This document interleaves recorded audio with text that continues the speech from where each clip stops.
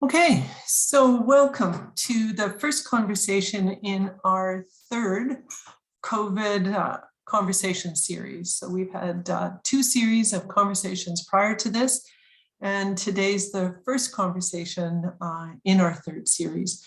And we've titled this series Recovery and Regeneration in the Face of Overlapping Crises. I am Dr. Claire Betker.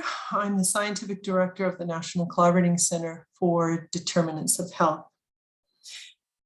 If you can go to slide 3. Thanks. And I want to start with a land acknowledgement. The National Collaborating Center for the Determinants of Health is located in Mi'kmaq, which is the ancestral and unceded territory of the Mi'kmaq people. And Mi'kmaq is covered by the treaties of peace and friendship, which I think has tremendous meaning to our conversation here today, in which the Mi'kmaq and the Maliseet peoples, they signed that treaty with the British Crown almost 200 years ago. Those treaties did not deal with the surrender of lands and resources, but in fact recognized Mi'kmaq and the Maliseet title and established the rules for what is an ongoing relationship between nations. I'm joining you from Treaty 1 territory, which is the original land of the Anishinaabe, the Cree, the Oji-Cree, the Dakota, and the Dene people, and the homeland of the Métis, now known as Winnipeg, Manitoba. The National Collaborating Center for Determinants of Health is one of 6 national collaborating centers for public health that are located across Canada. The NCCs are knowledge translation centers. We're funded by the Public Health Agency of Canada, and for that we are very grateful. And we were established close to 15 years ago now in the wake of SARS. So COVID-19 and the pandemic, we've really been able to play, I think, a very significant role across the country in that. So in this 5-part conversation series, we're going to explore listening, leading, recognizing systems of power, and fostering courage and hope, all for an equitable, regenerative set of public health systems. And we hope that through those conversations together, that we'll start to create space for collective healing and recovery. And you can see our intent here is to provide an opportunity for the public health field to support an equity-informed recovery, to start to envision recovery and regeneration, and to explore, as I said, a number of topics as we move forward in this difficult time. So we've had 2 conversation series already. Very interestingly, we had one in 2021 where we discussed risk to resilience. But in 2020, we discussed health equity, determinant, and COVID-19. And we called them COVID conversations. And we held them for the 5 weeks in April of 2020, thinking, of course, that we would be out of the pandemic by summer. And so our conversations were held weekly. And out of that, we actually published a manuscript called Back to Better. And what we were hearing then is that folks did not want to go back to normal, but really wanted to go back to better. And of course, we've heard those words, build back better and all of those things. But it was really, really interesting to have those 2 series. So there were 10 altogether, 5 in the first series, 5 in the second series. So in those sessions, we heard about existing inequities, absolutely, and how the pandemic was, in both of those time frames, a year apart, deepening them. We heard about how systems, including public health systems, were under duress and having difficulty responding to inequities. We heard about how underlying structural and social determinants of health were driving disproportionate impacts on populations and on people as the pandemic progressed. But we also heard about policy innovations, things that people have been working on for 20 years, moved in a very short period of time.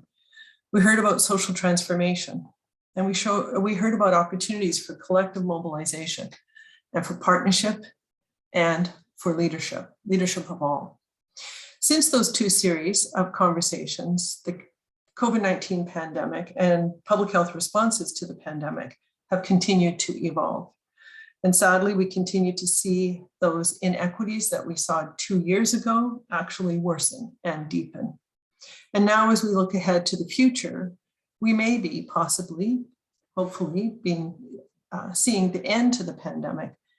And so as such, we're coming together in this series of conversations to talk about equity-informed recovery, whenever that might happen, and of course, regeneration, or some are talking about renewal. So we're inviting you to join with us to reflect on how we feel, to reflect on what we've seen and experienced, and to reflect on what we hope to see. What's our vision for a future together? Both as all people living in our country, in Canada, but also those of us who play, I think, a very important leadership role within public health systems. So in this first session, we take the time to think about the value of deep listening and actively engaging with communities as part of public health action. We'll explore topics today such as language, voices, cultures, and social cohesion in the face of COVID-19 and other emergent and current public health threats. And it's been, I know all of you join me in thinking deeply about the multiple crises that have gone on over the last 2 years. And I think that we will continue to see on the way forward. So we'll talk about what it means to listen deeply to different voices, including our own. And we hope to use a different language to create a different future and a different world. So when we listen deeply, we move beyond our own limits, our own perspective, to understand and to empathize in a very real way with others, and to understand their context and what is going on for them.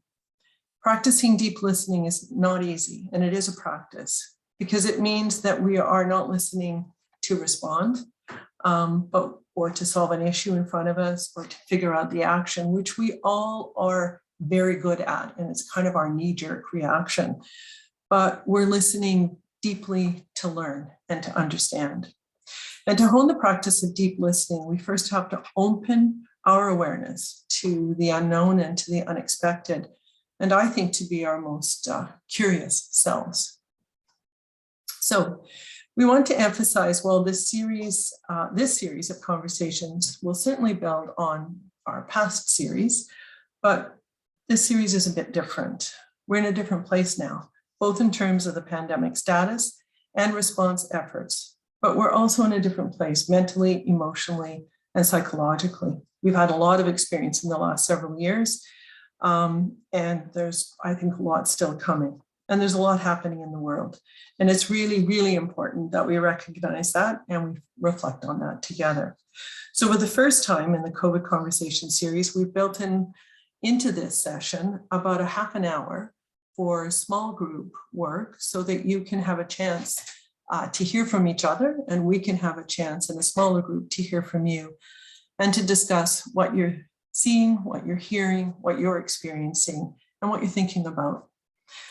So we'll invite you in about an hour, so at the top of the hour, to some small group rooms, and we have some of our team there to support you in that. So a little bit of background and why we are thinking that this might be a good focus for this particular conversation series. The COVID-19 pandemic has shone a spotlight on inequities that communities and the people within those communities have known about for decades. And I'm going to suggest that it's shone a very harsh spotlight on those inequities. The pandemic, for sure, has been experienced very differently across groups and across populations, across individuals, families, and communities. This new public awareness highlights the need to center equity in all our responses, in all of the things that we are thinking about, and in all of our plans and actions. The 2021 annual report from the Chief Public Health Officer of Canada, Dr. Theresa Tam, who was featured in our second series of conversations really is an appeal to strengthen Canada's public health systems, I'm going to suggest, such that it is better equipped against present and future health threats. The report outlines strategic opportunities and concrete actions that would better prepare all of the systems within public health for the next and outside of it for the next public health emergency, and to help all people in Canada achieve better health. It really is a vision to transform public health in Canada. And we know that solid preparation and confidence in that preparation is a really important ingredient to successful recovery. So to quote her report, she says, Dr. Theresa Tam, joining forces across governments, across communities and sectors. By doing that, we can define the public health system that we all need and expect in pursuit of the healthy and thriving society that we all want. It is in working together that we can make sure that we get it right.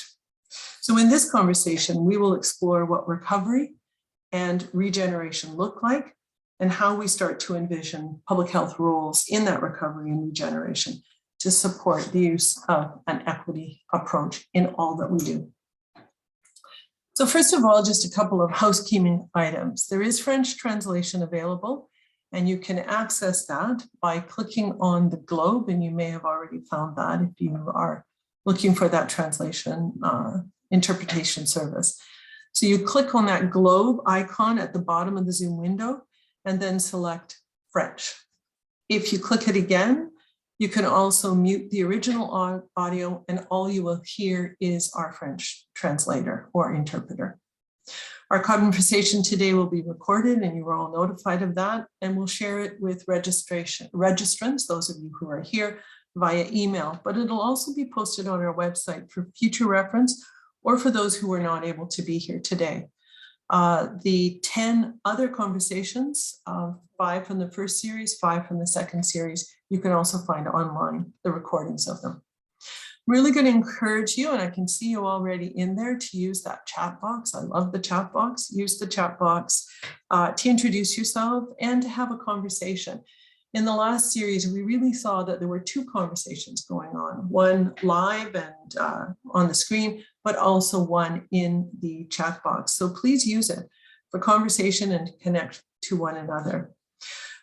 There's a lot of members of our National Collaborating Center for Determinants of Health team, and they'll be adding resources to the chat box. They'll also be harvesting, if you will, or pulling your comments and your stories or ideas from there. And also feel free to put in your thoughts and your feelings and things that you might want us to talk about in the rest of the series as we move forward.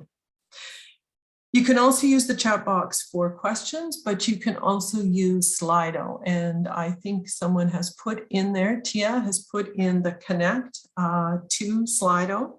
So you can put your questions in there, but we'll also watch the chat box if you just want to use the chat box. But if you go to Slido, you can put your questions there in either language, in French and or English, and someone from our team will help with the translation of that for our speakers. We'll answer as many questions as we can today, but we'll make sure to get answers to those questions either in the other sessions that'll be part of this series or in another way back to you. If you're using the closed captioning feature, you'll need to stay in this room when we move to the small groups, but we'll give you some more instructions as we move along there. Okay, the format for today, we're going to hear first from our panelists on what recovery and regeneration will look like. We met with them a couple of times. We crafted some questions. I'll ask them the questions. The panelists will offer us some opening remarks, and then they'll have a bit of a discussion amongst themselves. And we've got some excellent panelists with us here today. And then we'll take questions from you. So feel free to post your questions in the chat box at any time. As I said earlier, after about 1 hour, we'll send you into breakout rooms, where as a small group, you'll be able to ask and share with one another about how you are, what you're thinking or feeling after the panel, and what you want to see post-COVID in recovery and beyond. And then we'll bring you back for some closing comments and closing remarks from our panel. There'll be an evaluation, and we'll show you a link at the end of the session for that. And you can offer any feedback to our webinar today. So who's in the room? We have almost 100 people in this webinar with us, and we know that about half of you are from Ontario. That's pretty typical for our registrations. And we see that about half of you are working at a local level of government. So you're in a place where you have influence and where you actually can do some influencing and persuading and some leadership. So thanks for joining us here today. One note before we start, there are 4 more sessions to follow this one, and we encourage you to join us. They'll be on Wednesdays every few weeks at this time, so midday Eastern time, and we'll hope that you'll enjoy, that you'll join us. Okay, so over to our panel. So we have 3 excellent human beings with us here today, excellent people. Friends of the NCCDH for sure, and friends of public health and community work. So I'm going to just briefly introduce them, and you can see their lovely pictures on the slide. So first of all, Dr. Kate Mulligan, she's an assistant professor in the Dalla School of Public Health at the University of Toronto. And her work focuses on community health leadership, whether it's through policy, advocacy, intervention research, but always related to health equity and to the social and structural determinants of health. She's an advisor on social prescribing for the Canadian Red Cross, and that's a really exciting project that I think she'll probably tell us a bit about. And her commissioned paper called Strengthening Community Connections you can find it on the National Collaborating Center for Public Health website. But she was commissioned, Kate Mulligan, to write that paper to provide guidance to Theresa Tam and her office as they wrote the 2021 annual report. And it's an excellent commissioned paper, and I would encourage you to take a look at it. And again, she'll speak to that. And just as a little promo, Kate will be providing a webinar about her findings within that report on April 13th. And we're really hoping, so stay tuned for that. And we really hope that you'll join us for that as well. So welcome, Kate. Kim Scott, we've been working with Kim Scott over a number of months now. She is a strategic advisor and a performance measurement specialist. And she has a really keen interest, and you'll hear that when she speaks, between the nexus between human health, energy, democracy, and sustainability. A really unique intersection there. She's the founder of Kishk Anaquad Health Research and a lifelong solar energy advocate. And she has, which is amazing, systematically reduced her own carbon footprint into the carbon negative territory, and is in the process of continuing to alter her lifestyle to live on the resources of one Earth. And she'll bring that perspective to our conversation. And finally, Carolina Jimenez is a migrant settler. She's a community organizer for sure. She's a registered nurse. And she's also a knowledge translation specialist with us at the National Collaborating Center for Determinants of Health.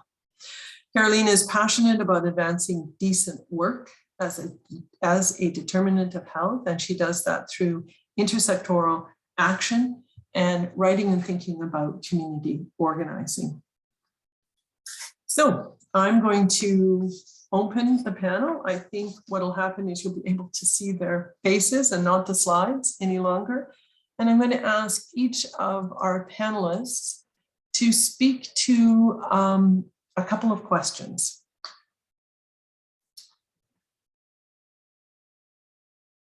Okay, and I'm going to ask them in the order that I introduced them. So I'm going to ask Kate if you'd speak first, then Kim, and then finally Carolina. And they're going to speak for about maybe 4 or 5 minutes just to respond to the opening questions. Then I'm going to ask them to maybe comment or have a bit of a dialogue between them. And then we'll open it up to your questions, to your comments via the chat and also via the Slido.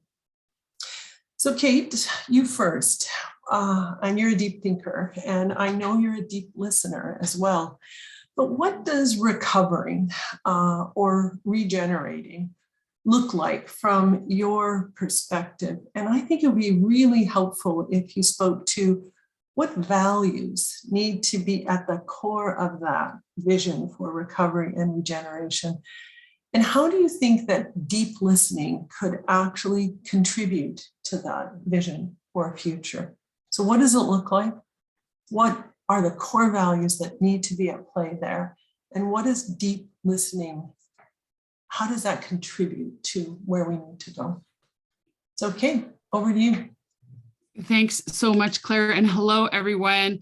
Thanks for being with us today. I am here speaking from Toronto, which is the traditional territory of the Anishinaabe, Huron-Wendat, and Haudenosaunee people, and of course is home to many fantastic Indigenous people from all across Turtle Island and across the world. I'm very grateful to be speaking to you from Toronto today. And can't wait to do my part in listening throughout this webinar as well. I'm going to raise 3 E's in response to your questions, Claire. They are equity, endurance, and epistemic justice. And I really think that those are some of the key values that we need to be considering when we're going forward in this moment of COVID and beyond. Equity, I think I don't need to speak to too much. Those of us on this call are very well aware of why it is important for us to really build in structures that address inequities through really including people who are impacted and have been excluded from decision making. And there are ways that we can structure those into our processes such that we know who our community is, we know how to reach them, and we know how to have conversations in which they are driving the decisions for their own health and well-being. And that's a lot of what I included about what I learned in that report that went into supporting Dr. Tam's annual report this year on emerging from COVID. I actually just got off a phone call right before this webinar with the board chair of the Toronto Board of Health, Joe Cressy. I'm a public member of that board, so I'm not a city councillor or an elected official, but we still have local governance here in Toronto, and we have a number of people whose role it is to help speak for community. And so part of that conversation was about what are the indicators and structures and equity supports that we had during COVID that we need to keep going forward, and hyper-local investment in community pop-ups and the leadership of community agencies was a big part of that, because the public health unit learned from listening to community organizations, building trust with people living in community ambassadors who know what's needed in their communities and know how to listen to their neighbors, has proved so useful that they don't want to lose that. They want to incorporate that into more public health thinking going forward. But we also have to start thinking about endurance. How are we going to sustain, right? We have been operating in an emergency mode for a number of years that may not be sustainable going forward. What are the indicators and structures and thinking we need to make this sustainable? And right after I got off the call with Joe, I saw that there's a brand new publication about this coming out from the King's Fund in the UK. So I want to share that with you because it's actually called Equity and Endurance. And it's talking about linking local leadership with higher level plans at national and provincial levels to really do that work. We can't do it all just as communities, but we can't do it all from a very high level that's out of touch with the community either. So I will be sharing a link to that. In fact, I'll put it in the chat box right now, if I can.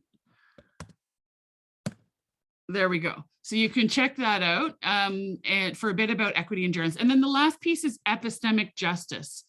And epistemology is about ways of knowing. So the justice that we need around ways of knowing is really listening to and respecting the knowledge that communities bring to the table that no one else has. There is expertise, there is knowledge, there is skill in community. And we need to make sure that we have structures in place that accommodate that in our data, in our relationships, in our accountability structures, in the funding and resourcing that should go to recognizing those inputs. So such that people's ways of knowing are heard before they are translated into other ways of knowing that are maybe more familiar to decision makers. For example, when very early on in the pandemic, people from Black and other racialized communities spoke out and said, COVID is impacting us the most. We are having the highest rates, for example. They really weren't heard until some data was produced to back that up. We need to change that. Of course, we need to collect the data. We need to make that part of our routine work, and that needs to be governed by and for communities. But we also have to listen when communities have stories to tell about what's happening so that we're ready to take action. So those are some of the structural components that I think are going to be so important to help us move forward equity, endurance, and epistemic justice. Thank you, Kate. Fabulous. Okay, over to you. That's great. And please put your comments and your questions into the chat box in the audience. So over to you, Kim. So what does it look like for you? What are those values? And how does deep listening contribute to that? Kim? So recovery and regeneration has already started. If it isn't obvious, things need to disintegrate before they can integrate and become something new. There are so many reasons for hope on our horizon.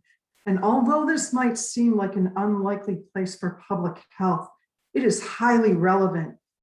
If it hasn't been abundantly clear already, fossil fuels and capitalism erode democracy, capitalism erodes democracy. But locally sourced and owned renewable energy production is about to change all of that. We live in an abundant world where universal access to energy is more accessible and real than ever before. Throughout human history, the link between energy and development is clear. But globally and domestically, whether countries are low, medium, or high income, they are moving their investments towards green infrastructure. So within reach in this decade is access to modern energy services, along with the creation of over 5 million jobs in the off-grid electricity sector alone. Every 2 hours, enough solar energy hits the surface of the earth to replace all fossil fuels burned by everyone, everywhere in a year. And if that isn't potential, I don't know what is. Solar voltaic prices have dropped 83% in the last 8 years and will continue to drop, along with many other renewable energy technologies. So we know that nobody wants to substitute big oil with big hydro or big oil with big nuclear. Rather than any specific renewable energy technology, the business model used to deploy them will matter the most. So decentralized and locally owned energy generation has actually given some communities morally independent, self-directing freedom, allowing them to become entirely financially self-sufficient. That's remarkable after years in a colonial context, whether it's the global north or the global south.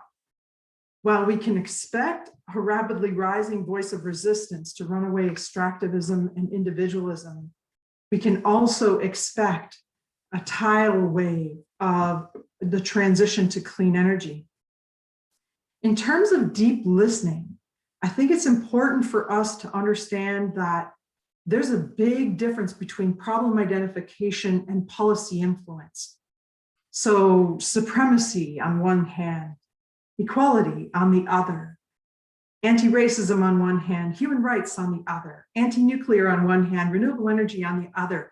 We have to begin to listen for the people who have solutions. The emerging leadership will not just criticize what's wrong in other places or in other people. They will find solutions. So it's important in your deep listening to pay attention to solution orientation.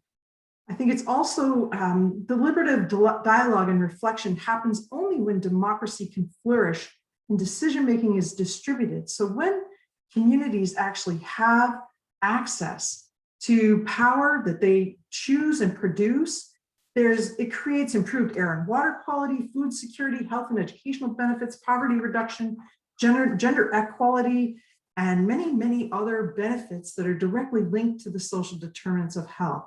So this is important, particularly for those who have not yet had enough energy security or development as we know it, to guarantee their own prosperity, but also to meaningfully engage in decision-making processes that are localized.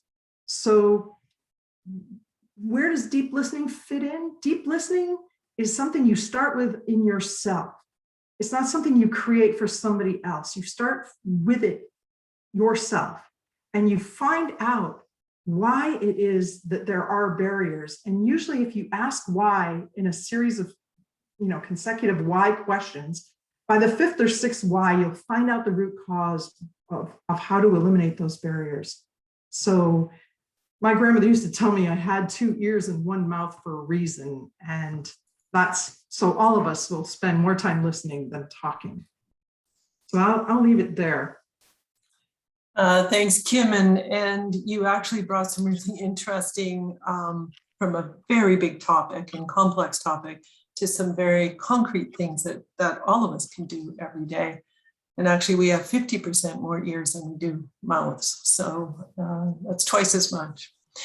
Okay, Carolina, we're excited to hear from you about your vision of a recovering and regenerating system, and then what you think those values are at the core and how you actually think about deep listening and how it can contribute to that future. So over to you, Carolina. Hi, everyone. Sorry, then we'll go to questions. So make sure you're putting those questions in the chat box and into the Slido. And so go ahead, Carolina. There you go. It's so great to be here today. I'm calling in from the treaty territory of the District 1 Spoon Wampum Belt Covenant, and I wear many hats. I'm also a registered nurse, but today I'm going to be wearing my community organizer hat with the Decent Work in Health Network. The Decent Work in Health Network is a group of health workers and community members who understand the critical link between work and health. We know that work is a powerful condition of everyday living, and we know that public policy, such as employment standards, goes a long way to impact who does and who doesn't have access to good quality jobs. The Decent Work in Health Network was founded all the way back in 2016 with specific aims to leverage the health provider voice to address precarious employment, and in doing so, supporting a growing worker movement, specifically through intersectoral action with community groups like the Workers' Action Centre and the Justice for Workers groups in Ontario. And as a testament to the power of listening deeply to community, we saw significant advances over the course of the COVID-19 pandemic, wins that meaningfully protected workers on the job. We saw that local community organizing impacted policy discourse on a national level. We saw with the paid sick days movement, 3 temporary paid sick days in Ontario, 10 paid sick days for federally regulated employees. Right now that is being permanent, 5 paid sick days in British Columbia, consultations on permanent paid sick days in the Yukon, campaigns in Manitoba, Nova Scotia, Newfoundland, New Brunswick. And now, of course, some of these policies don't, they're not all 100% right. They have some of their issues, which I'll get to that a bit later. But what I want to share with respect to regenerating and recovering is that from this story of paid sick days, it looks like listening deeply to community on an ongoing and an intentional basis. It looks like centering values of solidarity, accountability, and risk, in that we may have to try new and bold ways of doing things. And specifically with respect to intersectoral action for the Decent Work for All movement, it looks like recognizing community organizers and community groups and community members like Kate and Kim were sharing as an important and critical sector to collaborate with, right? As the saying goes in a lot of different movements, nothing about us without us. And like I was sharing, the Decent Work in Health Network had been doing this listening deeply work from 2016 and even before that. And I think that's part of the reason why we were able to make such big gains. We were able to listen to how policy needed to be delivered. It needed to be paid sick days. They needed to be seamlessly accessible, permanent, employer provided, and without any exemptions to employment standards. And in particular, the voices that we listened to for what regeneration would be were particularly the voices of Black and other racialized workers, of women workers, of immigrant workers. And that's what it looks like to center equity and anti-racism in our work. And so when we hold positions of privilege like we do in public health and positions of social capital, we have to ask community, what can we do for you? How can we show up? And then we must listen carefully, because in that work, that's when we are able to see a vision for what regeneration looks like. And had we not been listening closely to community since before the COVID-19 pandemic and also during, we wouldn't have heard demands like the $20 minimum wage, protections for temp agency workers and migrant workers. And I think that it's the plurality of those experiences that has the potential to make public health and to create a vision that is really quite strong. The last note that I'll end on here, I think, and I think Kim and Kate talked about this a little bit, is that we need to recognize as we look forward that community has already been self-organizing for the health changes they want to see. In particular, they've been doing so before the pandemic. And Claire, you mentioned this at the beginning, right? So as we engage in the space of regeneration, we must also hold true on the same token that communities and workers, for example, have been trying to regenerate and recover from the health impacts of exploitation, from the health impacts of land extraction, from the health impacts of racism and income disparities and harmful policies. And so it's up to public health to position ourselves accordingly, to hold ourselves to account and act in humility, so that we can be ready to make changes with communities, as I've seen it done through the Paid Sick Days campaign, and as I've seen it done with the Association of Local Public Health Agencies that supported us. And you know what, when they supported the workers and when they supported the Decent Work and Health Network and the movement at large, it changed everything, right? We saw the trickle and the snowballing effects with respect to decent work being taken up in the From Risk to Resilience report. We saw other boards of health speaking up and taking that the values of risk and courage. So I'll end there. I'm getting too excited, and I'm excited to hear from my other panelists as well.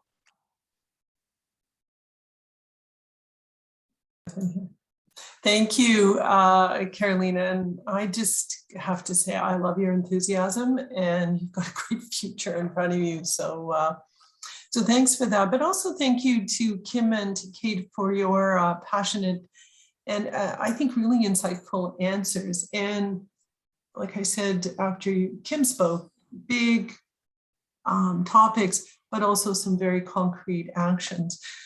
So one of the questions that came in on registration, because we actually asked folks as they registered for this session, what they'd like to talk about.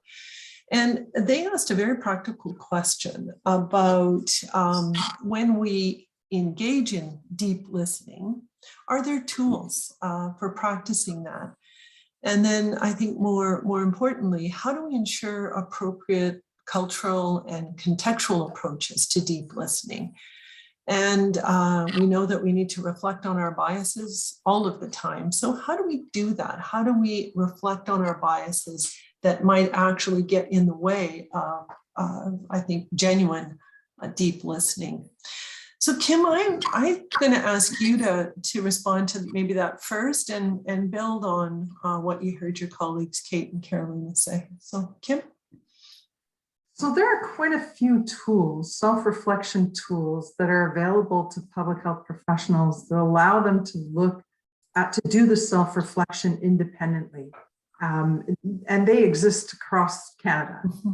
I would say starting there is important, because there is a distinction between not knowing or pure ignorance and hate. And there needs to be a safe space for us to explore our biases, because everybody has them.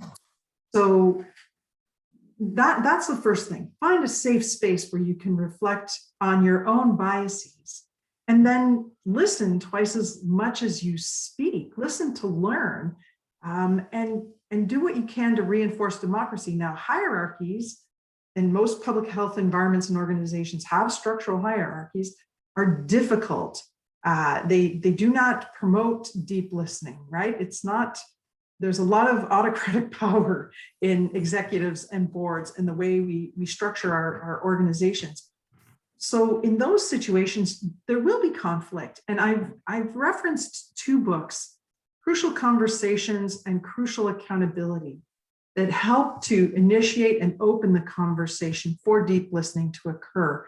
Many of us are not trained or skilled to have crucial conversations where the stakes are high, where there is a difference of opinion and emotions are running high.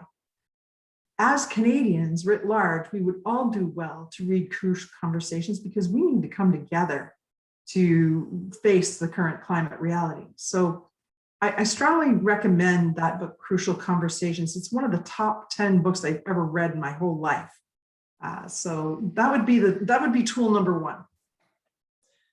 Thanks, Kim. That's fantastic. And you know what? I actually have that book sitting on my bedside. So I've read it before. I'm going to pick it back up and read it again. Thanks for that. I've been in those conversations, in those hierarchies, and they are not easy.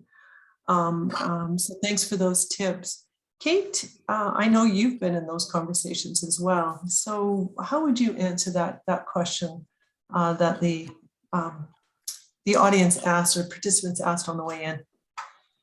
Well, I think in addition to the skills you need in the moment, which Kim spoke so well to, we need to have the enabling structures and supports that make this happen. And that means building relationships into our everyday work, structuring our work such that communities are part of our daily web of interactions, that we recognize our roles as members of communities in addition to the sort of professionalized roles that we feel we must squeeze into.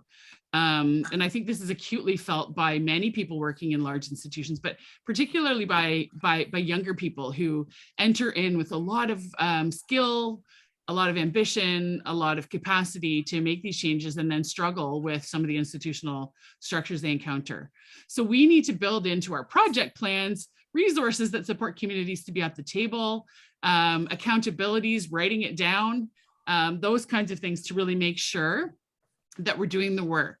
And really, you know, another component I think of that is extending our ideas of public health to be more inclusive of this kind of work. So for example, thinking about epistemic justice as a facet of the precautionary principle, that listening to communities as a sort of, you know, at minimum, as a canary in the coal mine about what's going on, could be really, really helpful as we need to build resilience going forward together as a system into climate change, ongoing pandemics, and other health emergencies.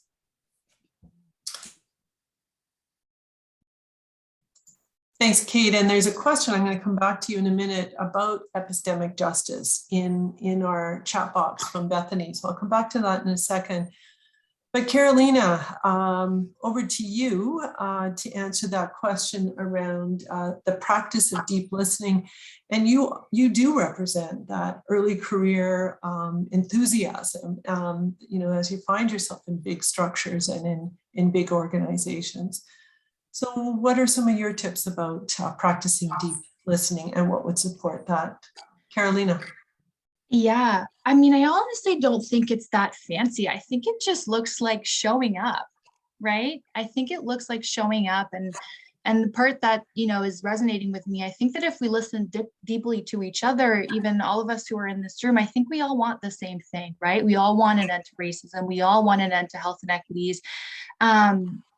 And I think that it's a false belief that we're going to have all of the answers. I think that we need to do public health. Like, one of the strategies that we can do is just show up, right? Go to those meetings, ask community groups and community organizations, what can we do for you? Invite community members to sit on, for example, advisory planning groups. And I know that, for example, that looks also like not just in one moment in time, but through ongoing and intentional check-ins, right? For example, with the Decent Work and Health Network, because of the work that we've been doing that's ongoing and intentional, we realized that with respect to the policy that had come in federally and also provincially, it's not the way that we know that workers need that policy to look like, and it could set a harmful precedent. So we know, right, that when we sit with community and we sit with workers, they're asking us, they're asking public health to step up, right? And they're asking public health to join them in sort of denouncing some of these harmful precedents, which is the sort of accrual model of having to gather paid sick days slowly as opposed to having them all at once. And so, yeah, I mean, I think it's, personally, I don't think it's anything very fancy. I think it's just showing up time and time again, and asking, what do you need? What do you need us to help you with, right? Standing with communities, not doing work for them.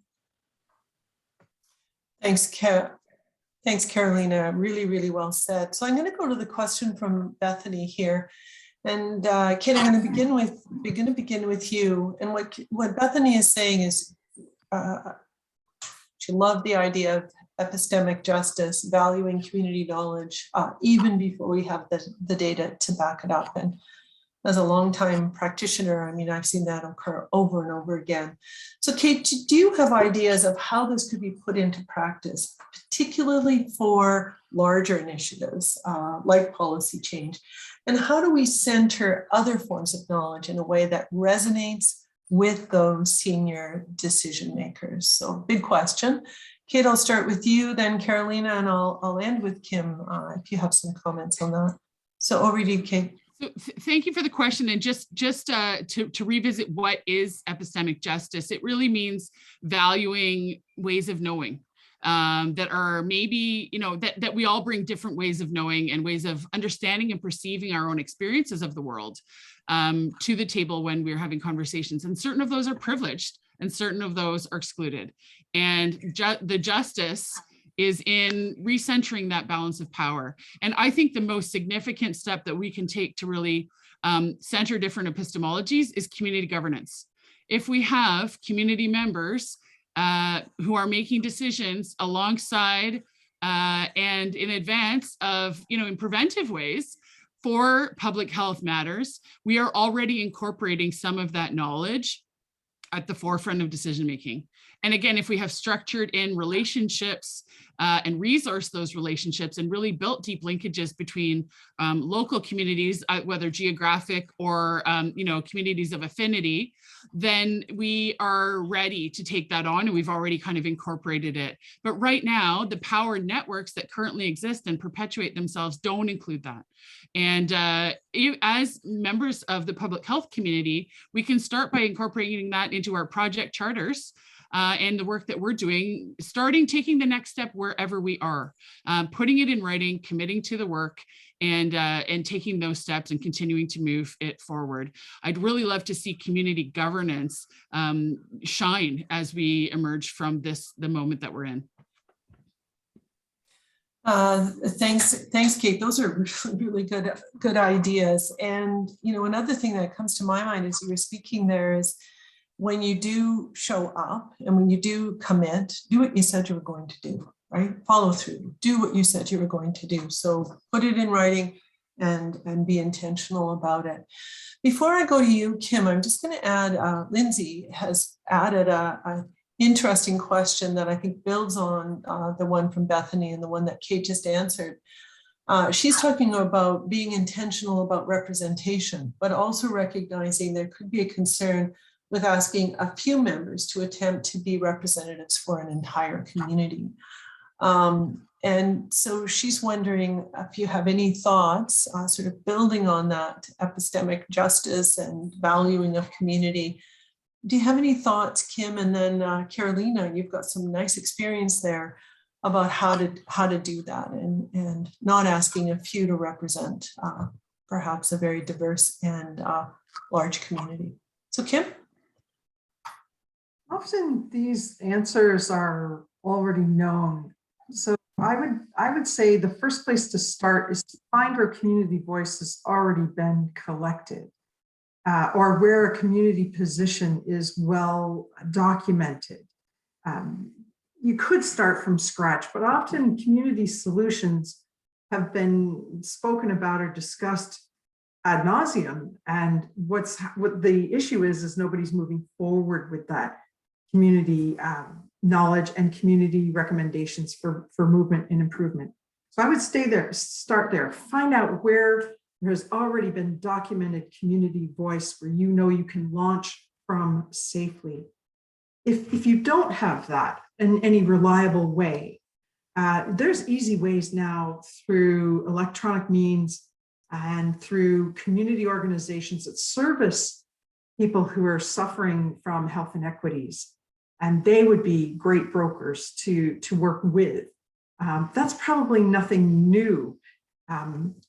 Democracy has to be upheld. And when communities have access to localized goods and services, they generally have more decision-making power. It's the export model of dependence upon an expert or a manufacturer somewhere else, far away, where communities become disempowered. So when communities are able to solve their own problems, generate their own services and goods, they have more democratic power, their voice is reinforced. So taking the clean energy example, for example, community-owned clean energy cooperatives have reinvested their profits in kindergartens and gathering places and sports and recreation facilities. And that wouldn't have happened in absentee-owned systems. So somehow localizing the production of goods and services so that communities can decide for themselves how the profits are realigned with their own values really reinforces community voice. I feel like I haven't answered that question though, because, you know, in many cases, the solutions generated by communities are already known and they're tired of responding to the same question over and over again. It's finding the breakthrough to get those solutions implemented. So I'm going to leave it there.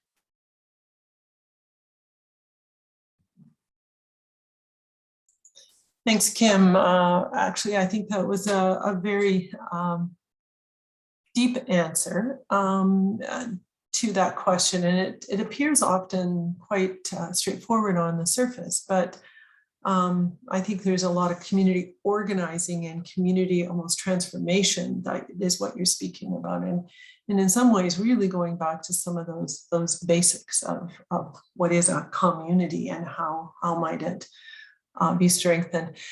And as a frontline practitioner, those solutions lie in the community. And you're right, they probably are tired at times of us asking yet again.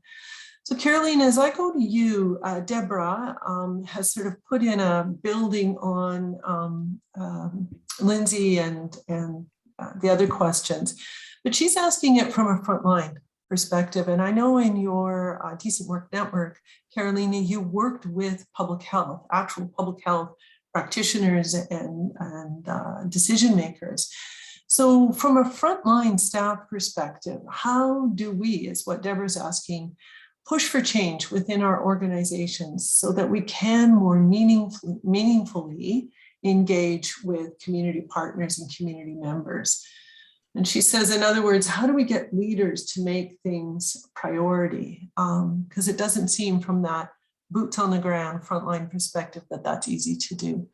So Carolina, any of your tips? Because I know in your Decent Work Network, that actually did occur and resulted in some pretty significant policy change. So Carolina? Yeah, I'm so excited to answer this question. And I want to pick up on a couple of things that Kate and Kim said.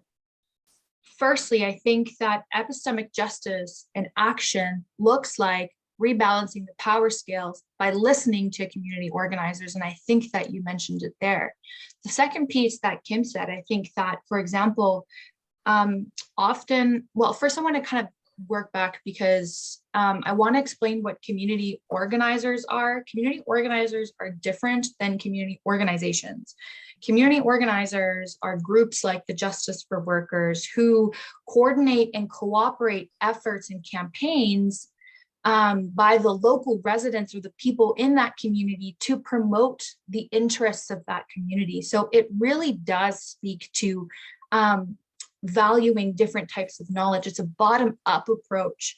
We're seeing each other as equals. And most often what happens is that there is an agenda. For example, with the Justice for Workers movement, the Decent Work and Health Network was involved in co-creating the decent work agenda, right? What were the things that community wanted to see that we advocate for, but that we advocate together, right? It was the $20 minimum wage, it was equal pay for equal work, and these were demands that came from the workers. So I think that speaks to, and I'm talking about the worker example, but community organizers exist pretty much in every sector, right? Like Not Another Black Life is a community organizers with respect to racial justice. So I think of the sectors that we are in, like there is an opportunity to retip those balance scales, to put epistemic justice in practice and reach out to those community organizers who most likely will already have documented the interests of their community. So that's kind of a package to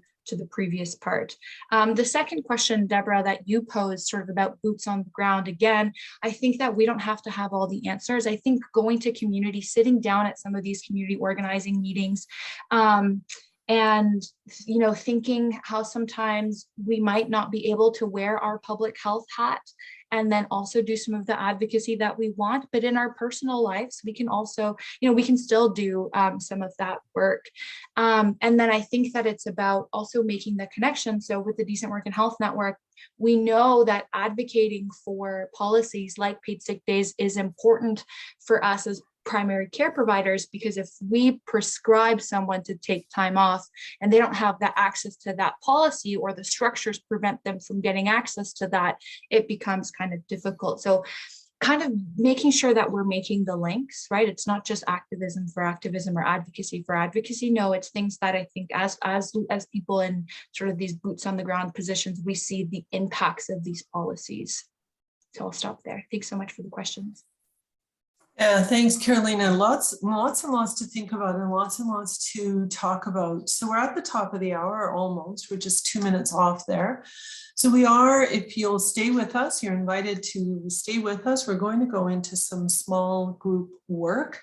And I'm just going to cycle back a little bit to, Kate had 3 values she answered: equity, endurance, and epistemic justice. And I wonder, as we go into our small groups and listen deeply to each other, are there other values? And Carolina, just as you were speaking, is that belief in the strength of the community and in the knowledge and value of listening to that community to move work forward sits for me as a way that you would show up, right? You show up with that lens and with that way of thinking.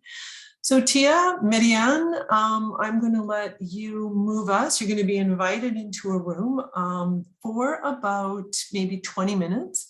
And we've got our staff will be with you, so will our speakers. And then we're going to come back into the large plenary again in about 20 minutes. And I'm going to ask Carolina, Kim, and Kate for their final reflections and their final words from today's session, but also from the next 20-minute conversation. Hi, everybody, and welcome back. Thank you. That was in that small group that I was in, that was an absolutely outstanding conversation. So thank you very much, everybody that participated in that. So we're going to move towards wrapping up our first in our COVID conversation series. And I'm going to ask each of the panelists to just give us some final words, maybe a minute, final words, like, what did you hear in those breakout rooms? And Carolina, you were with me, so I'm gonna let you go first, and then Kate, and then I'll conclude with Kim, and then we'll do a bit of housekeeping. So Carolina, what did you hear in that room? I heard a lot about some of the institutional barriers, the barriers in terms of breaking, in terms of a lack of trust with community that I think prevent us from being able to connect with community in the way that we want. I hear that we want to connect with community, but I think that we don't really know how that looks like. And I think it's challenging in public health to figure out channels to do that. I think that one of the things that I want to come back to is, with the paid sick days and the Decent Work and Health Network, one of the great things that we were able to do is to change the narrative. And yes, of course, I think that part of that is policy and legislation change, but it really was about building relationships with like-minded individuals within community, within different sectors. I think for what that means for public health is building relationships with each other here who are in this room. We can learn from each other about strategies that work and don't work, about the different ways that we can bring community more deeply and meaningfully in our work. I think that if we can't wear our public health hat, I think that we also have a responsibility because we are community members ourselves, right? It's not an us versus them. We are community. So we have a responsibility to be in solidarity with our neighbors. And we have a responsibility to support each other and be relentless in that, even if we can't wear our public health hat. So I'll leave on the note of solidarity, and that for me, connecting with community, even if I can't wear my public health or my nursing hat, always makes me feel I made up a word, I think, revitalized. And that I hope that you folks find the same when you connect with community through community organizing. Thanks, Carolina. And you can reach out to Carolina, through our email if you have further questions, and some of her colleagues are online and have put their names and resources in the chat box. So we're going to go to Kate and then to Kim. But I'm really interested if you want to put in the chat box, just as we go along over the next few minutes, one word that's coming to your mind. And we actually kind of like wordles at the NCCDH. So if you put one word that's coming to your mind as we close off here. So Kate, what did you hear in that breakout room that you were in?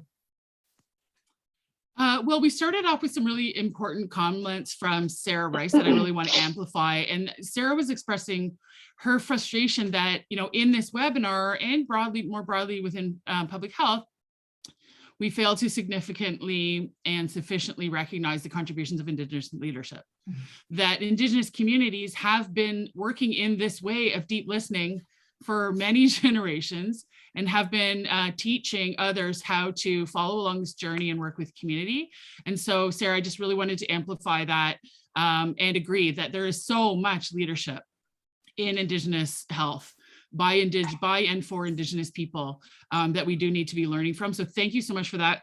And then there was also, in follow-up to that, a recognition from other folks around the table that we have a lot of catching up to do, that there are institutional barriers for lots of others working in public health, for other communities who also face barriers and work in a way that includes deep listening and conversation. For example, people who use drugs, really leading the way on how to work with and provide harm reduction and support services that make sense by and for people who use drugs, and so on. There's still a feeling that there are real structural barriers that we do need to tackle so that the kind of leadership that has been shown by Indigenous communities can be, that we can continue learning from that, supporting that, and growing that. And then lastly, so I want to acknowledge Stasha Donahue and Stephanie Sarmiento for sharing some of those challenges around really trying to make that happen where you are within public health. And then Sarah Shahid, who's also a community organizer with Decent Work and Health, said something very similar to what you said, Carolina, which is, look at how many people are here today on this call. There is a lot of capacity here to overcome some of those barriers by organizing. So let's build those relationships. Let's continue working together. Let's reach out. So it was just a really helpful way to end that conversation, and a real thrill and learning experience for me to be there. Thanks. Thanks, Kate, for your really respectful words there. And for me too, in my small group, that was a really big learning and validating experience. So Kim, over to you as people are popping in their words, and just really wanting to encourage people to consider coming to the second, third, fourth, and fifth series in this series of conversations. So Kim, what did you hear in your room? And some final words. Well, we heard some solutions from participants there about how to take full advantage of this opportunity where there's such a rapid pace of change. One participant, Jackie, I believe, talked about how getting young people in a room, the oppressed and the oppressor, or the privileged and the not so privileged, and having them have those important conversations so that they understand the impact of social structures on others. Systemic change comes with these powerful one-to-one, real-time relationship building conversations. Other people identified or reinforced that community organizers do have solutions, and that these solutions have been validated with face-to-face communication, in face-to-face communication with others, that we aren't always starting from scratch. We can launch and lead from what we already know. And in terms of, we didn't really get to how they were feeling about the opportunities that were described in this session, but everyone could bring from their own practical experience, or I imagine not everybody spoke, but those who did could bring from their own experience places where solution orientation could be amplified.